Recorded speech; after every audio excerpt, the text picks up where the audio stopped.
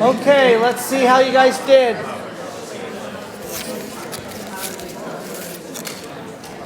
Okay, this is a rhetorical question, so I don't expect you to raise your hands, okay? But how many people just answered as is and ranked their acids?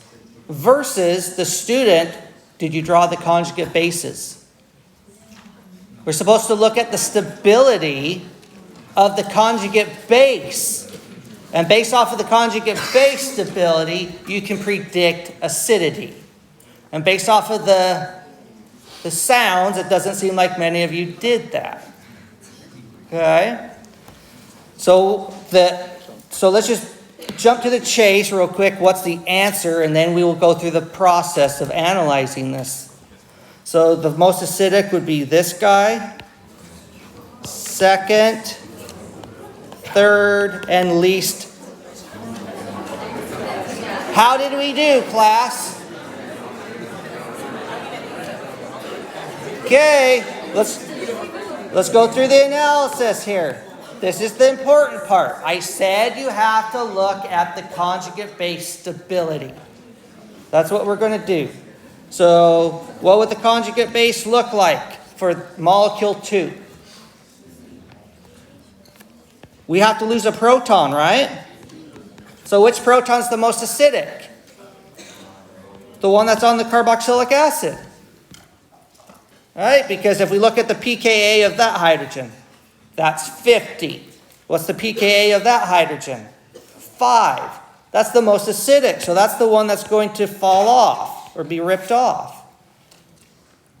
That's how we analyze it here.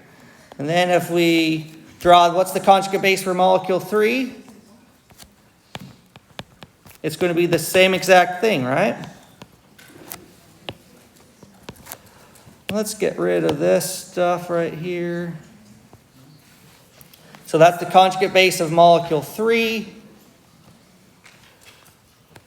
And what would the conjugate base be for molecule 1? This is just the same thing over and over again, right? Just with different groups attached.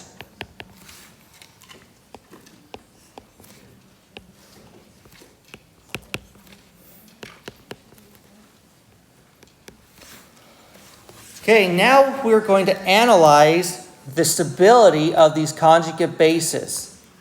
So what does that mean? If that's the most acidic, what does that mean in stability terms about the conjugate base? Is it the most stable or the least stable? It's the most stable. Okay, because you have to think in terms of energy. The proton or the hydrogen atom is connected to the oxygen and it's neutral. It's nice and happy. But if that falls off, you turn into the conjugate base. And now the conjugate base has a negative charge. Do molecules like to have a negative charge? No. But is it willing to do that? It's like, yes. It's going to hurt, but it's not going to hurt that bad because I have what? Those fluorines on there that help to stabilize it.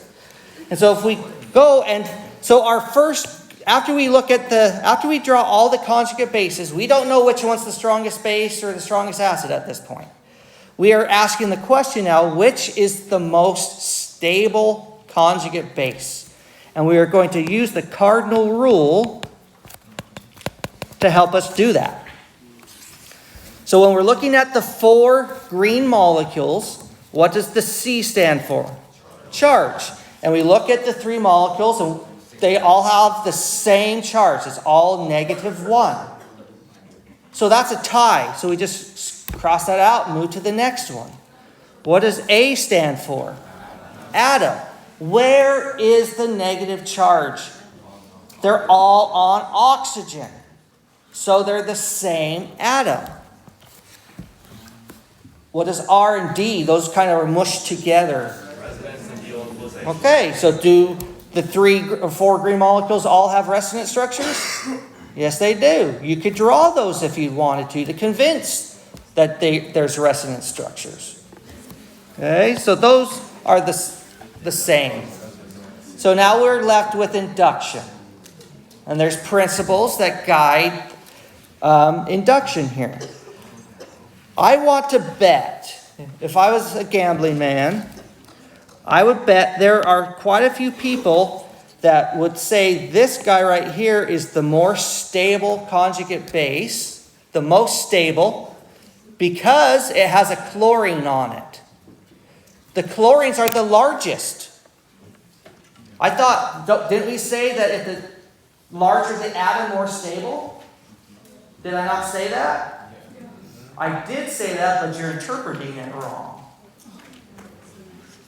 We have to look at where the charge is. Is the charge on a chlorine or a fluorine? No. So if we compared chlorine or chloride minus versus fluoride, which one's the most stable conjugate base? It would be the chloride because it's larger. It can stabilize that negative charge better. But when we look at the molecules that we are looking at right now, we have chlorine and fluorine, but those have nothing to do with size. We're not using a size argument because the charge isn't on the fluorine or the chlorine. The charge is on the oxygen atom. And what's the size of oxygen atom on the first one, the second one, the third one, and the fourth one? The same.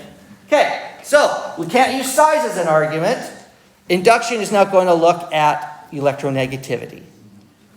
And we know that fluorine is more electronegative than chlorine. And so induction simply is saying that you have charge right here, and it's kind of like localized. Well, it's not technically localized, but if we can get charge to go through the molecule, then it's going to stabilize that negative charge. So that negative charge is pulled through these double bond or these bonds towards the fluorine. The fluorine sucking electron density towards itself because it's the most electronegative. Is chlorine also sucking electron density towards it? Yes, it is. But we have to ask ourselves which one's going to do it better. The more electronegative atom. And so based off of that induction, so this particular problem, the first three terms were just a tie, and we're left with the last one. And it has to do with induction. So this guy is the most stable conjugate base because it has two fluorines. This one would be the second most stable conjugate base because it has one fluorine in comparison to one chlorine. And so that makes that the second most stable. Now if we compare these two right here, this guy and this guy right here, make that comparison. Which was the most stable? The one on the top. Why? Less time? Less space. Less space? Yeah, you can see the molecule on the left, or on the top, sorry. The chlorine is closer to the negative charge, and the molecule on the bottom, the chlorine is further away from the negative charge. So which one's going to have a greater inductive effect? The one that's closest. So the chlorine atom on the very top is closer to that negative charge, so it can inductively pull the electron density towards itself and stabilize it. So that would make that molecule the what? The third most stable. And then after you get the first three, then it's just process of elimination, right? Do you see what we're doing here? We're thinking through the principles and using it logically. So unfortunately, for those people here who did not watch the video or read the book on the guiding principles, then this next assignment is going to be brutal. You have to come to class prepared with your knowledge here. So we have a question here. Yeah. So like say for example, I can't hear the question, and neither can you. so like say for example the fluorine is all the way at the end, and then like the chlorine is closer. As two different examples of the conjugate base, within the chlorine still be the less stable one? Okay, so did you hear his question?